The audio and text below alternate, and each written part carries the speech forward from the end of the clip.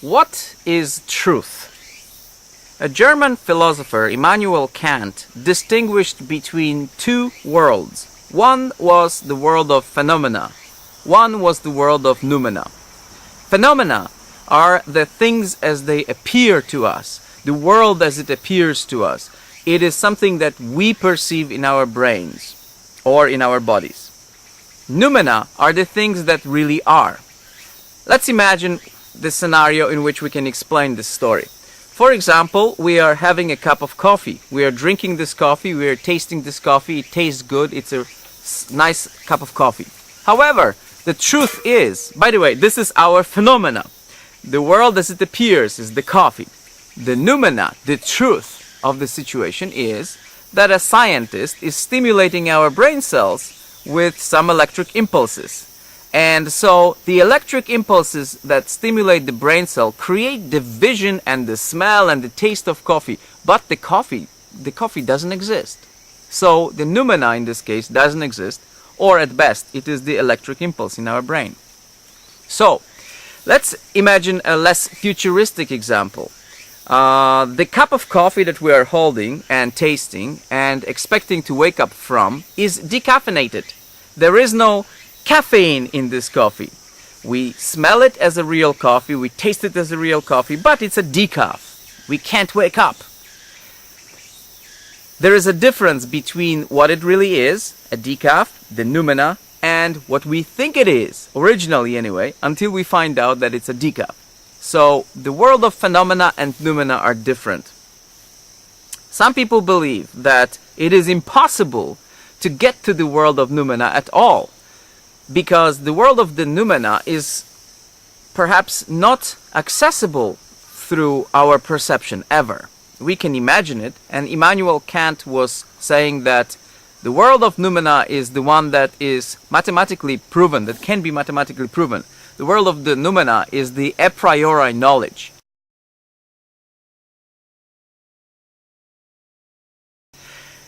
A posteriori or a posteriori is the knowledge which we get after the experience, as a result of the experience.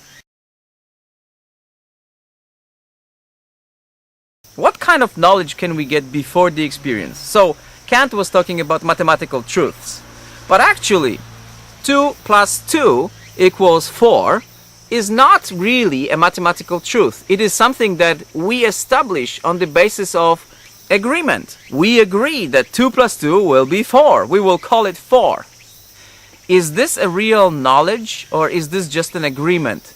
Of course, there are rules of things that we establish. For example, the rules of language and the rules of mathematics and all kinds of rules. But these rules are arbitrarily established. We make them. So, do we really know the truth, or are they such a priori truths before knowledge truths? Perhaps tautology. Tautology is the truth. What is the tautology? Tautology is A is A. This is coffee, not Coca-Cola. And coffee is coffee.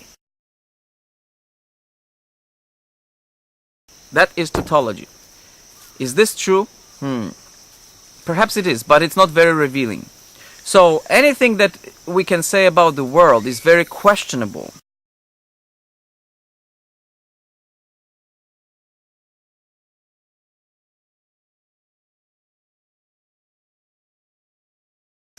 Okay, let's look at other examples.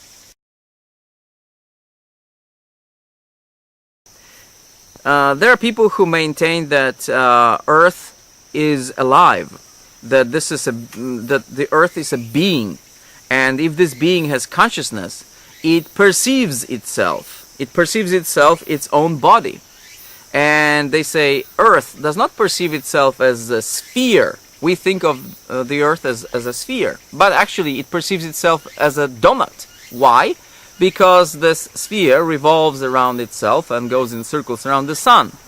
And the speed of the revolutions is such that if this Earth perceives itself with the regular speed of perception that we have also, it does not see itself as sphere revolving, but as a donut. So perhaps the earth is a donut. We don't know.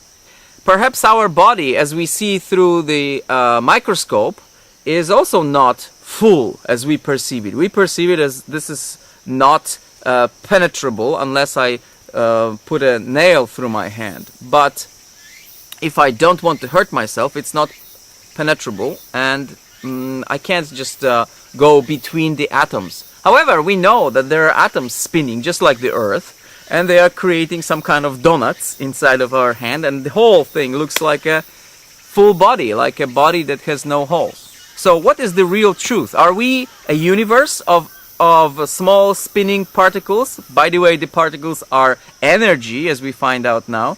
So are we made of nothing, just energy? If so, what is the body? It is our perception. The body is our perception. The world is our perception.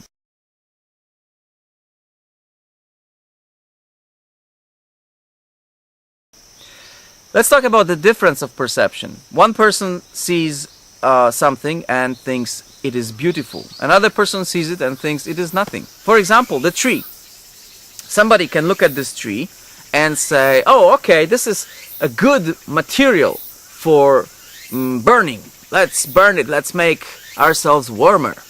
Another person is actually a carpenter, and he comes and he sees this wood and he says, okay, this will be a nice table. Another person is actually an environmentalist, and he sees this wood and says, okay, this is a great wood, this is a great tree because it's actually the lungs of the planet, and a part of it anyway. So it's growing, it's making us alive. We have to preserve it. Another person is somebody who just simply likes to admire trees. Somebody who is, for example, a painter. So she comes to the forest and she starts painting the tree. So the tree is an object of her admiration, and a beautiful object, and something that she wants to paint. Now, from a different species perspective, the tree could be, for example, for an ant, the tree could be a road. Huge, big road on which the ant travels to find some food. For a bacteria, the tree is a world, a universe, the world where it lives. That's at least a city. So, for a different person, the tree is a different thing. For a dinosaur, it's just a piece of grass. So, what is the tree? What is the tree? Is it a road? Is it the world? Is it a blade of grass? Or is it material for toilet paper? It is actually all of it. The truth is, subjective truth from different perspectives is right, is correct. All the beings see something, and all the beings see correctly for themselves, of course, not for everyone.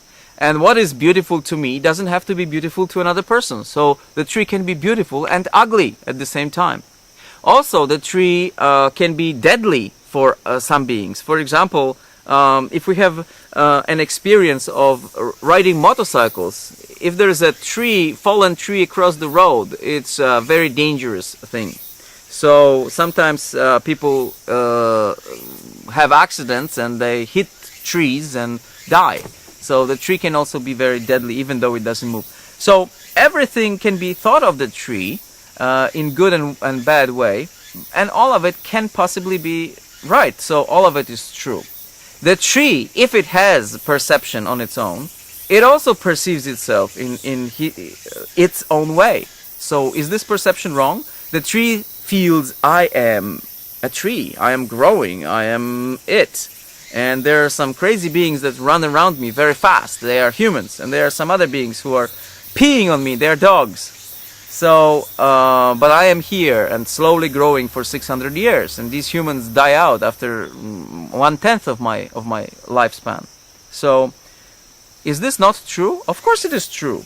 The tree is also true for itself. So, there is a collective truth. All these subjective truths come together and create one collective truth. The truth of everything from every perspective. That is the truth of God.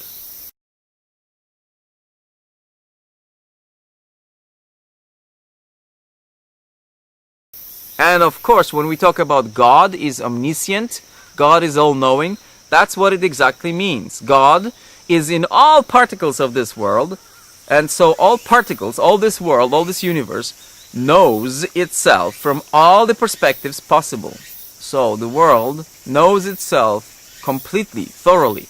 God knows himself, herself, itself completely and thoroughly. God is omniscient.